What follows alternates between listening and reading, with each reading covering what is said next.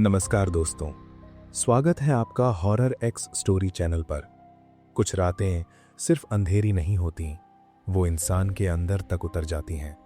जिंदगी में कई बार हम मजबूरी में ऐसे रास्ते चुन लेते हैं जहां दर्द भी साथी बन जाता है और किस्मत भी खामोश हो जाती है।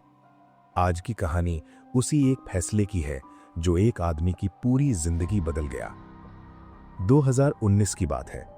उत्तर प्रदेश के कानपुर से लगभग 30 किलोमीटर दूर ग्रैंड ट्रंक रोड से जुड़ा एक सुनसान इंडस्ट्रियल इलाका है, जहां रात होते ही फैक्ट्रियों की आवाज बंद हो जाती है और सिर्फ ट्रकों के इंजन की गूंज बची रहती है। उसी इलाके से रविंदर नाम का एक ट्रक ड्राइवर हर हफ्ते माल लेकर निकलता था। उम्र करीब 35 साल, चेहरा हमेशा थका हुआ, आंखों में नींद की कमी और माथे पर पसीने की हल्की परत। घर में बीमार मां थी और स्कूल जाती छोटी बेटी। यही वजह थी कि वो ज्यादा सवाल नहीं करता, बस काम करता रहता था। उस रात भी रविंदर ने अपने पुराने टाटा ट्रक की चाबी घुमाई। इंजन की भारी आवाज अंधेरे में फैल गई। सामने लंबा हाईवे था, पीछे फैक्ट्री का बंद गेट, साथ में था उसका क्लीनर, छोटा सा लड़का, नाम था दीपक, उम्र मुश्किल से 20। रविंदर ने ट्रक आगे बढ़ाया। रोड पर हल्की धुंध थी, सर्द हवा शीशों से टकरा रही थी। रेडियो पर कोई पुराना गाना बज रहा था, लेकिन दोनों में से कोई सुन नहीं रहा था। पहले 50 किलोमीटर सब सामान्य रहा, फिर धीरे धीरे रास्ता बदलने लगा। स्ट्रीट लाइट कम होती गई, आसपास खेत शुरू हो गए, बीच बीच में टूटे हुए ढाबे और बंद पेट्रोल पंप दिखाई देने लगे। हाईवे अब हाईवे जैसा नहीं लग रहा था, ज्यादा किसी छोड़े हुए रास्ते जैसा। दीपक पीछे वाली सीट पर ऊँघ रहा था। रविंदर की आंखें सामने जमी थीं। करीब रात के 12:15 बजे ट्रक एक ऐसे मोड़ पर पहुंचा जहां जीपीएस सिग्नल अचानक गायब हो गया। मोबाइल नेटवर्क भी कमजोर पड़ गया। रविंदर ने मोबाइल उठाकर देखा, सिर्फ नो सर्विस लिखा था। उसे हल्की बेचैनी हुई। उसने स्पीड कम कर दी। तभी सड़क के किनारे कुछ हरकत दिखाई दी। पहले तो उसे लगा कोई जानवर होगा, फिर उसने ब्रेक दबा दिया। हेडलाइट की रोशनी में एक इंसानी आकृति खड़ी थी।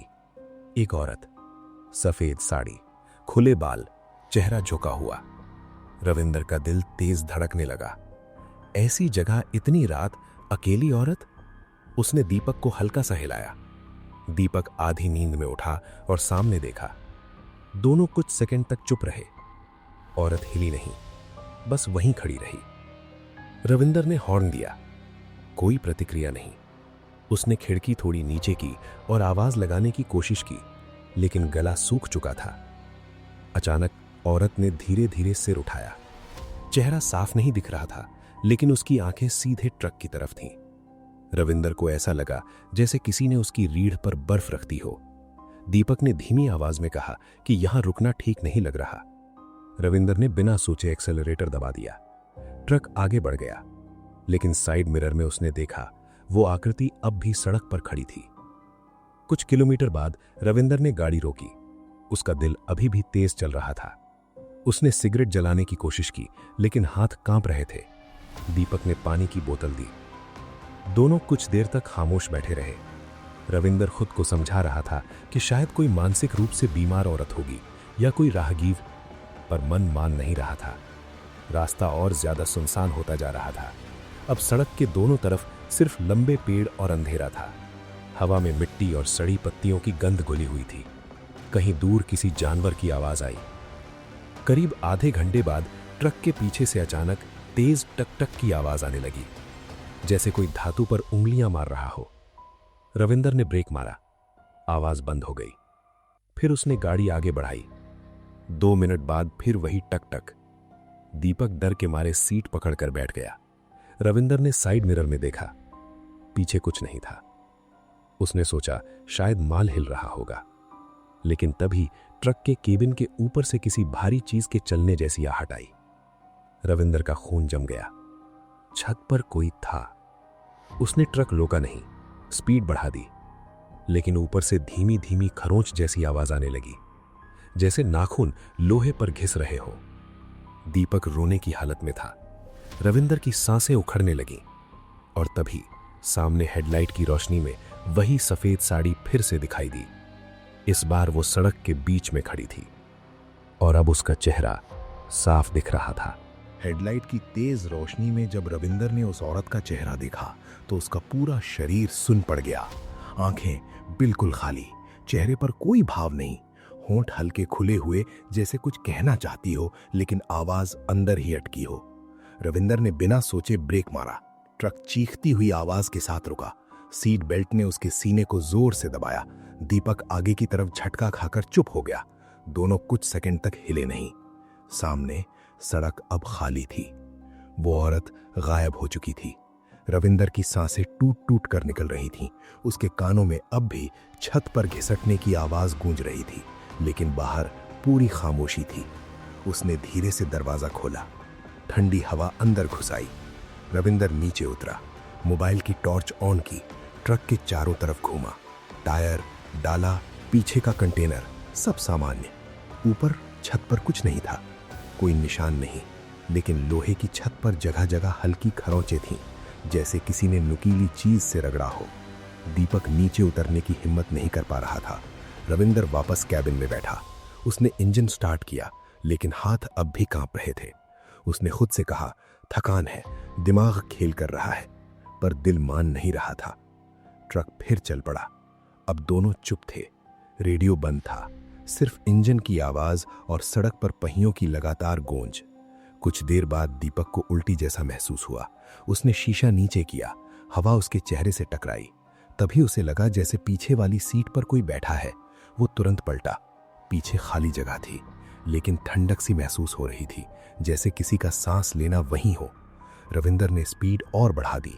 करीब 10 मिनट बाद सड़क के किनारे एक छोटा सा पुराना ढाबा दिखाई दिया। पीली बल्ब की कमजोर रोशनी में जंग लगा टिन का बोर्ड हिल रहा था। रविंदर ने बिना सोचे ट्रक ढाबे के पास रोक दिया। उसे किसी इंसानी जगह की जरूरत थी, लेकिन जैसे ही उसने दरवाजा खोला, दिल और बैठ गया। ढाबा खुला था, पर अंदर कोई नहीं था। न चूल्हा जल रहा था, न पानी की बोतलें रखी थीं, न कोई आवाज। सिर्फ एक कुर्सी उल्टी पड़ी थी और दीवार पर हाथों के गंदे निशान, ऐसे निशान जैसे किसी ने घसीटते हुए दीवार पकड़ी हो। दीपक अब साफ रो रहा था। रविंदर ने उसे ट्रक में ही बैठाए रखा और खुद जल्दी से आसपास देखा। ढाबे के पीछे झाड़ियां थीं और उसके आगे खुला मैदान। तभी उसे ढाबे के कोने में कुछ पड़ा हुआ दिखा। एक पुराना चप्पल, सफेद साड़ी का फटा हुआ टुकड़ा। रविंदर की गर्दन के पीछे बाल खड़े हो गए। उसे वही औरत याद आ गई। वो तुरंत वापस ट्रक में बैठा। इंजन स्टार्ट करते वक्त गाड़ी ने झटका दिया, जैसे कुछ पहियों के नीचे आ गया हो। उसने शीशे से नीचे देखा, कुछ नहीं था, लेकिन उसी पल ट्रक के अंदर तेज सड़ी हुई मिट्टी जैसी बदबू फैल गई। दीपक ने मुंह ढक लिया। रविंदर का सिर भारी होने लगा। उसकी आंखें सामने सड़क पर थीं, लेकिन अब उसे रास्ता सीधा नहीं दिख रहा था। पेड़ झुकते हुए लग रहे थे, हाईवे जैसे सांस ले रहा हो। और फिर सामने रियर मिरर में उसे साफ दिखाई दिया। पीछे वाली सीट पर वही औरत बैठी थी। सफेद साड़ी, खुले बाल। उसका चेहरा अब साफ था। होंठ काले पड़ चुके थे, गर्दन पर गहरे नीले निशान और आंखों में कुछ भी नहीं था। दीपक ने भी मिरर में देखा। उसकी चीख गले में ही दब गई। रविंदर का शरीर जम चुका था। उसने मिरर से नजर हटाकर सामने देखा, पर अब सामने सड़क नहीं थी। सामने वही औरत खड़ी थी और पीछे भी वही बैठी थी, जैसे वो एक नहीं 2 जगह मौजूद हो। रविंदर को लगा उसका दिमाग फट जाएगा। उसने पूरी ताकत से एक्सीलरेटर दबाया। इंजन आगे भागा, लेकिन पीछे से किसी के हंसने जैसी बहुत धीमी टूटी हुई आवाज आने लगी। दीपक बेहोश होकर सीट से गिर गया। रविंदर अकेला रह गया था, अंधेरी सड़क पर और ट्रक के अंदर उस चीज के साथ। और तभी ट्रक का इंजन अचानक बंद हो गया, पूरी हाईवे की खामोशी में। ट्रक का इंजन बंद होते ही पूरा इलाका जैसे मर गया। हेडलाइट की रोशनी अभी भी जल रही थी, लेकिन सड़क अब किसी सुरंग जैसी लग रही थी। आगे अंधेरा, पीछे अंधेरा और बीच में रुका हुआ ट्रक। रविंदर ने चाबी घुमाने की कोशिश की। 1 बार, 2 बार। स्टार्टर घूमता रहा, इंजन ने साथ नहीं दिया। उसका गला सूख चुका था, पसीना ठंडी हवा में भी बह रहा था। उसने बेहोश पड़े दीपक की तरफ देखा, लेकिन उसे हिलाने की हिम्मत नहीं हुई। पीछे वाली सीट से अब कोई आवाज नहीं आ रही थी। ये चुप्पी और ज्यादा डरावनी थी। रविंदर ने धीरे धीरे रियर मिरर में झांका। सीट खाली थी। वो औरत गायब थी। लेकिन उसी पल उसे अपने कान के पास बहुत हल्की सांस महसूस हुई, जैसे कोई उसके कंधे के ऊपर झुककर उसकी गर्दन में फूंक मार रहा हो। उसका शरीर अकड़ गया। उसने आंखें बंद कर ली और तभी ट्रक के केबिन में एक अजीब ठंड फैल गई। शीशों पर भाप जमने लगी, जैसे अंदर तापमान अचानक गिर गया हो। रविंदर की छाती भारी होने लगी। उसे लगा जैसे कोई अदृश्य हाथ उसकी गर्दन को दबा रहा हो। उसने पूरी ताकत से दरवाजा खोलने की कोशिश की, लेकिन लॉक जाम था। अब उसके कानों में अलग अलग आवाजें आने लगीं, किसी औरत के रोने की, किसी बच्चे के कराहने की और कहीं दूर से आती हुई लोहे की चेन घसीटने जैसी ध्वनि। सब कुछ एक साथ। रविंदर ने माथा स्टीयरिंग पर टिका दिया। उसी पल उसके दिमाग में अजीब अजीब तस्वीरें घूमने लगी। एक औरत जो सड़क किनारे खड़ी है, एक ट्रक जो तेज रफ्तार में निकल जाता है, और फिर सड़क पर गिरा हुआ एक शरीर। रविंदर की आंखें खुल गईं। उसे समझ आने लगा था, कहीं ना कहीं किसी रात इसी रास्ते पर किसी ड्राइवर ने किसी को कुचल दिया था और रुकने की जगह भाग गया था। उसने अपने हाथों को देखा, उंगलियां बर्फ जैसी ठंडी थीं। तभी सामने के शीशे पर अचानक एक हथेली उभरी, अंदर से नहीं, बाहर से। गंदी नीली पड़ चुकी उंगलियां, फिर दूसरी हथेली, जैसे कोई बाहर खड़ा होकर शीशे से चिपक गया हो। रविंदर की चीख निकलते निकलते रह गई। उसने सीट बेल्ट खोलकर पीछे मुड़ने की कोशिश की, लेकिन अब पीछे वाली सीट पर वो औरत फिर बैठी थी। इस बार उसका सिर झुका हुआ था। धीरे धीरे उसने अपना चेहरा ऊपर उठाया। अब उसकी आंखों से काला पानी टपक रहा था और उसकी गर्दन उल्टी मुड़ी हुई थी, जैसे रीढ़ टूट चुकी हो। रविंदर को अपनी छाती में तेज जलन महसूस हुई। उसे लगा जैसे हवा खत्म हो रही है। औरत की मौजूदगी के साथ ही केबिन में सड़ी लाश जैसी बदबू भर गई। तभी दीपक होश में आया। उसने आगे देखा, औरत। उसने पीछे देखा, वही औरत। दीपक का दिमाग जवाब दे गया। उसके मुंह से झाग निकलने लगा। रविंदर उसे पकड़ने गया, लेकिन उसकी उंगलियां सीधे दीपक के शरीर के आर पार चली गईं, जैसे वो असली नहीं था, या शायद रविंदर खुद अब असली नहीं रहा था। उस पल रविंदर को एहसास हुआ कि ये कोई आम आत्मा नहीं थी। ये वही थी जो हर उस ड्राइवर के पीछे लग जाती है, जो रात में किसी को कुचलकर आगे बढ़ जाता है। हाईवे की भटकी हुई आत्मा, जो सिर्फ दिखती नहीं, चिपक जाती है। तभी ट्रक का रेडियो अचानक खुद ब खुद ऑन हो गया। भरी हुई स्टैटिक आवाज में एक टूटा हुआ वाक्य उभरा, रुको। रविंदर की आंखों से आंसू बहने लगे। उसने हाथ जोड़ दिए। उसी पल इंजन अपने आप स्टार्ट हो गया और हेडलाइट की रोशनी में सामने सड़क पर एक लंबा घिसा हुआ खून का निशान दिखाई दिया, जो सीधे जंगल की तरफ जा रहा था। और खून के निशान के आखिर में वही सफेद साड़ी पड़ी थी, लेकिन अब केबिन के अंदर दीपक नहीं था। दीपक की सीट खाली थी।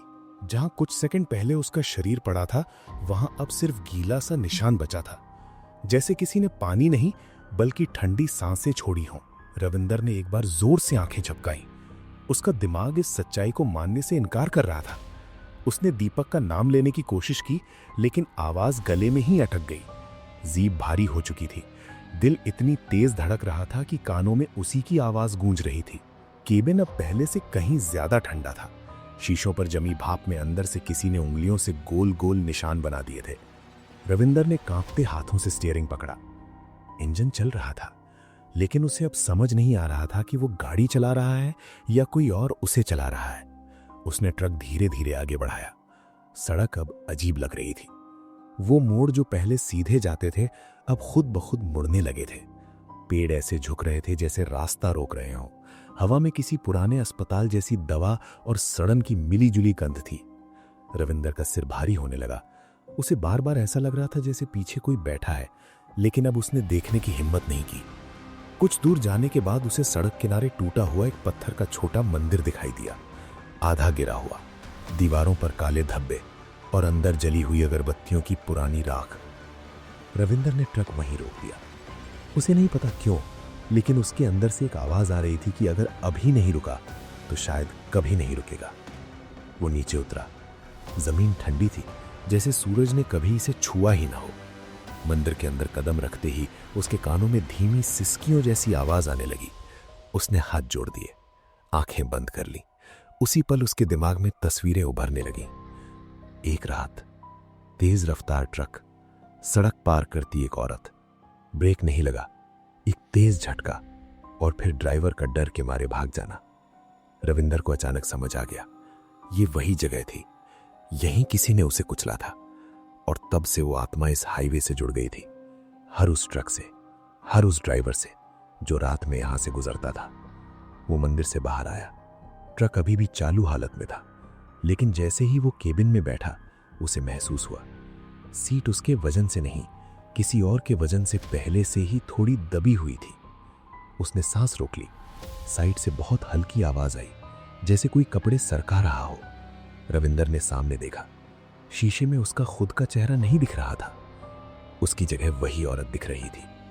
अब उसका चेहरा शांत था, खून नहीं, आंसू नहीं, बस खालीपन। और उसके पीछे दीपक खड़ा था। उसकी आंखें सफेद थीं, मुंह खुला हुआ। रविंदर की चीख इस बार बाहर निकल आई। उसने ट्रक से छलांग लगा दी, अंधेरे खेतों में भागने लगा। कांटे पैरों में चुभ रहे थे, सांस टूट रही थी। पीछे से उसे किसी के दौड़ने की आवाज आ रही थी, लेकिन जब वो पलट कर देखता, वहां कोई नहीं होता। कुछ देर बाद वो सड़क पर गिर पड़ा। उसकी आंखों के सामने सब घूमने लगा। आखिरी चीज जो उसने देखी, वो सफेद साड़ी जो हवा में नहीं उड़ रही थी, बल्कि जमीन पर रेंग रही थी, सीधे उसकी तरफ। रविंदर को होश आया तो सूरज निकल चुका था। उसकी पीठ गीली मिट्टी से चिपकी हुई थी। आंखें खोलते ही तेज रोशनी चुभी। कुछ पल तक उसे समझ ही नहीं आया कि वो जिंदा है या मर चुका। चारों तरफ सन्नाटा था। कोई ट्रक नहीं, कोई दीपक नहीं, सिर्फ खाली सड़क और पास ही टूटा हुआ वही छोटा मंदिर। वो धीरे धीरे उठा। शरीर में जान नहीं थी, पैर कांप रहे थे। उसने अपनी जेब टटोली। मोबाइल था, लेकिन स्क्रीन टूटी हुई थी, नेटवर्क फिर भी नहीं था। वो लड़खड़ाते कदमों से हाईवे की तरफ बढ़ा। करीब 100 मीटर दूर उसका ट्रक खड़ा था, बिल्कुल सही हालत में, जैसे रात में कुछ हुआ ही ना हो। वो केबिन तक पहुंचा, अंदर झांका। दीपक की सीट खाली थी, लेकिन सीट बेल्ट बंधी हुई थी और फर्श पर मिट्टी से बना एक छोटा सा हाथ का निशान था। रविंदर वहीं बैठ गया। उसके अंदर कुछ टूट चुका था। कुछ देर बाद पास के गांव से एक चरवाहा गुजरा। उसी ने पुलिस को खबर दी। जांच हुई, लेकिन कोई केस नहीं बना, क्योंकि कहीं कोई लाश नहीं मिली। न दीपक का रिकॉर्ड, न किसी औरत की शिकायत। सिर्फ इतना पता चला कि पिछले 5 सालों में उस मोड़ पर 4 सड़क हादसे हो चुके थे, और हर बार ड्राइवर ये कहकर भाग गया था कि सामने अचानक कोई आ गया था। रविंदर 2 दिन अस्पताल में रहा। डॉक्टरों ने कहा शॉक है, पुलिस ने कहा वहम है, लेकिन रविंदर जानता था वो रात वहम नहीं थी। उसने ड्राइविंग छोड़ दी। आज वो एक छोटे से ढाबे पर काम करता है। रात होते ही उसके हाथ कांपने लगते हैं। कभी कभी वो अब भी महसूस करता है कि कोई पीछे खड़ा है, और कई बार सपने में वही सफेद साड़ी दिखाई देती है जो सड़क पर नहीं चलती, सीधे आत्मा पर चढ़ जाती है। रविंदर आज भी कहता है, हाईवे पर जो दिखता है वो हमेशा इंसान नहीं होता, और जो कुचला जाता है वो कभी कभी वापस आ जाता है। आपको ये कहानी कैसी लगी, कमेंट में जरूर बताएं।